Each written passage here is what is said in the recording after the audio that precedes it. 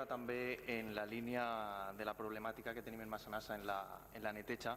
Hem vist estos dies que des de la brigada d'obres, des de l'Ajuntament, s'ha destinat a un treballador a anar pels carrers i pels parcs i pels arbres, el que en castellà es diu els alcorques, llevant les brosses. Esta és una funció que està especialment prevista en el plec de condicions que té l'actual empresa que neteja en Massanassa. És a dir, l'Ajuntament de Massanassa ja paga uns diners a aquesta empresa per a que faci aquesta funció. Si en acabant tenim que destinar un treballador municipal a fer aquesta funció, estem repagant un mateix servici. Entonces, ho vinc a dir, senyor alcalde, perquè fa un parell de mesos jo li vaig dir així que la neteja ens costava uns 400.000 euros a l'any al poble de Massanassa. I vostè me va fer el matís de que no eren 400.000, que eren 380 o 390.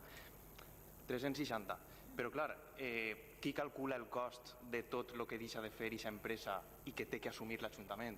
És a dir, qui calcula el cost d'aquest treballador extra que podent estar fent altres funcions i que el poble segurament necessita, està fent unes funcions que no fa l'empresa a la que ja li paguem.